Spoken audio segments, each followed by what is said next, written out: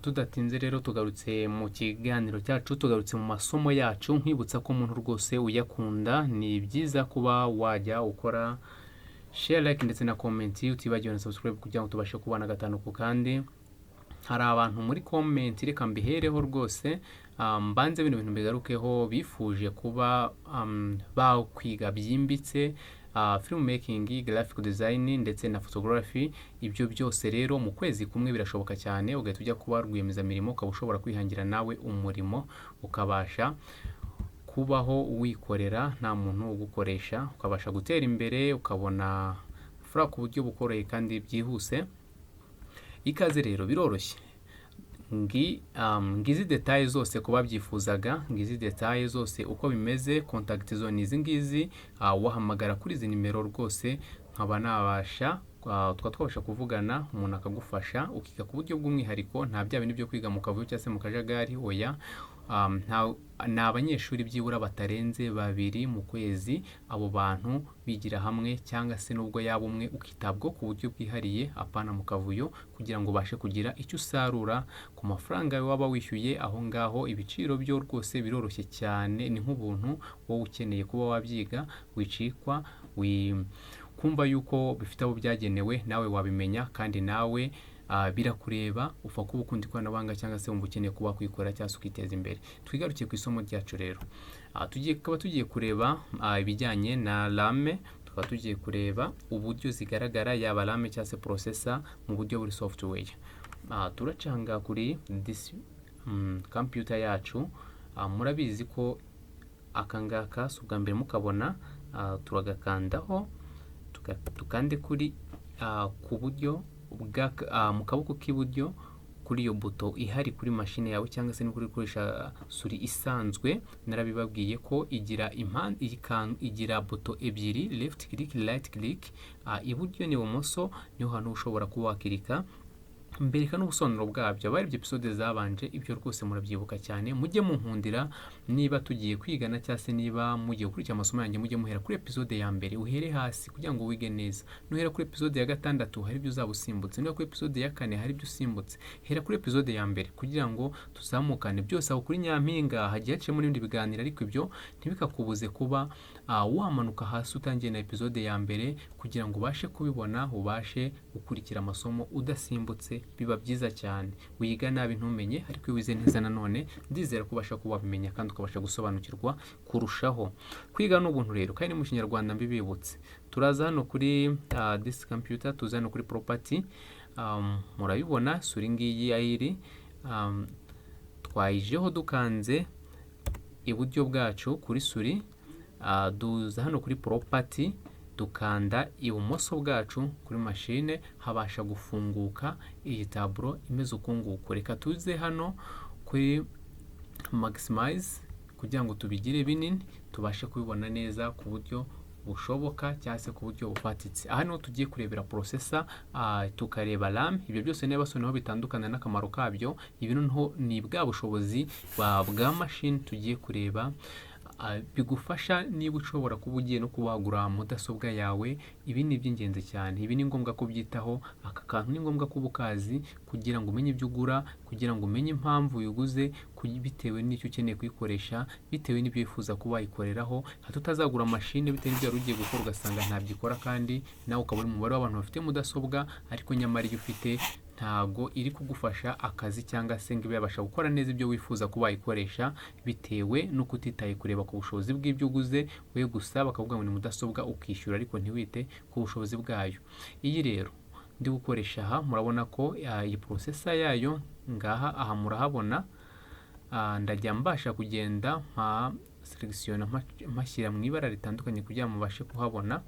Aha ngaha murabona ko iyi ni Intel Core, murabibona ko ni i5. Aka kantu ka i5, aka kantu ni ingenzi cyane. Uzasanga nabibasobanuriye muri episode zabanje ko hari i3, hari i3, i7, hari i5, ndetse hari n'itari mu ma i, hakaba ari Intel Core gusa cyangwa se Dual Core byonyine gusa, ariko idafite ibi bindi birengaho. Ibyo rero byose mbibutsa ko ni ubushobozi bwa mudasobwa yawe, ni ubushobozi bwayo, ni ukuvuga mu mbaraga cyangwa se mu bushobozi bwayo bw'iyi porosesa yayo. Niba ifite AI5, ubwo menya ngo AI5 uze urebe aha imbere, urebe niba aho urabona yifite 1.80, bivuze ngo nifite 1.80 inakoresha 1.80 n'undi byose irazikoresha. Si igitangaza kuba no wasanga hari 2 cyangwa se 2 n'ibice runaka, ariko ahangaha ugasanga hari 2 gusa, ibyo bice nta nibiriho. Ubwo ahangaha n'ubwo bushobozi, ahangaha niba ibukoresha bwose cyangwa se itabukoresha bwose, uhita hano ubibona.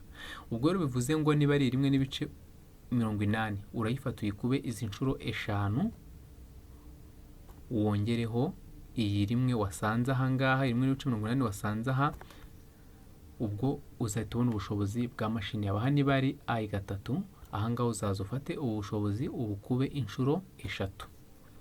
Ahangaha ndizera bisobanutse, niho uri kubyumva ya mpamvu. Niba hari i7, uzaza ufata ahangaha ukube inshuro 7. Ubwo nizo mbaraga, ubwo nibwo bushobozi bwa porosesa iri muri mudasobwa yawe. Ahangaha ndizera bisobanutse. Noneho tumanuke hepfo, aho urahabona kuri iyi RAM irimo, na ahangaha hari RAM, urabona ko hari ni giga, byo bibarwa hano mu majiga. Urabona ko hari izinge, ifite RAM 12, ahangaha ariko ikabikoresha 11.9. urumva ko ntabwo byakuzura na flash igura ifite giga 4, ariko wareba ugasanga ntabwo biba byuzuye neza 100%, ntabwo bikunda. Urabona ko hano hari kuburaho igice kimwe kugira ngo byuzure giga 12. Aha rero ndizera ko we wabashe kureba processor, nabashe gufungura imbere muri machine. Turi muri maintenance yawa computer, twarabibonye ibyo muri episode zabanje. Ubasha kubareba processor ahantu iri, ubasha dukuramo RAM, urazibona aho ziri, mwarazibonye. Noneho ahangaha mu buryo buri software, na ahangaha ushobora kuzireberamo. Niba izemo RAM ifite ubushobozi butoya, na ahangaha uyibonera. Niba izemo processor ifite ubushobozi butoya, na ahangaha ubirebera. Na ahangaha uhita umenyera ubushobozi bwayo ndetse hasi amakuru y'iyo machine. Ahangaha urabona ni system type, aha nayo babwiye ibi byo nayo basobanuye, iyi 64 bit, hari uzasanga ari 32 bit. Ibi nabyo nayo babwiye ni ibijyanye na operating system ibiri muri mudasobwa yawe, bitewe ni nk'uko wavuga kuri ni nk'uko twafata mbahaye urugero rworoshye, ni nk'uko Android ku matelefone, niba telefone Android cyangwa se ari ifitemo, ari telefone ifitemo operating system ya Mac cyangwa se ya Apple, kuriya mwabibonye, cyangwa se iPhone, kuriya mwabibonye ko niba iPhone zigira version, niba ari Android nayo ubwayo iba ifite version runaka, zigenda zirutanwa mu bushobozi. Naha rero operating system yawe ya Windows iba igomba kuba ifite nayo ubushobozi. Ushobora kuzasanga operating system, iyo operating system yawe ifite 64 bit system cyangwa se ari 32 bit. Ibi ngibi bigena nabyo ubushobozi niyo ugiye gushyiramo application cyangwa se software cyangwa se indi program muri mudasobwa ukeneye kuba wakoresha, igendera kuri ubushobozi. Ukamenya iyo ugiye gushyiramo ni 64 bit cyangwa se ni 32 bit, ukabimenya, ukamenya kubitandukanya. Ntabwo ari ugupfa kwishyiramo gusa, hari igihe bitamacingana cyangwa se ukabona ntibiri gukorana, ukayoberwa impamvu cyangwa se ntumenye uko byagenze kubishyiramo cyangwa yensiramo ntijyemo. Ariko ibi nabyo nibyo kwitabwaho cyane. Mbibutsa yuko rero mu kuba wavuga ngo uje kuyigura cyangwa se ugiye kuba wahaha rwose mudasobwa ku isoko hariya, menya ibyo uhitaho, menya iby'ingenzi wakabaye ureba, kugira ngo batazaguhangika cyangwa se ejo batazaguha mashini itazakugira umumaro ngo bikunde. Ahangaha urabona ko Windows irimo ni Windows 10 Pro. Ahangaha iyo harimo 8 nabwo urabibona, iyo harimo 7 urabibona, iyo harimo n'indi cyangwa 11 nayo urayibona irahari.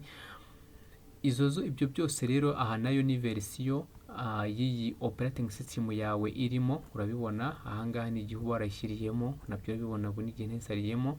Ibi byose rero ni ibyo ubasha kureba, ni amakuru y'ingenzi cyangwa se yimbitse kuba wabasha kumenya mudasobwa yawe uburyo imezemo cyangwa se iby'ingenzi biyirimo. hari n'abantu bajya bambaza ku bya desktop, ndaza kubivugaho mu episode ya 7 nabwo mbabwira ubwiza bwa desktop ku bijyanye n'ibi ngibi, naho bitandukana ndetse na laptop. Buri kimwe kiba gifite icyiza ndetse n'ikibi. Reka rero mbashimire cyane, mbibutsa gukanda subscribe, share ndetse na comment. Muri episode ya 7 tugiye kugaruka noneho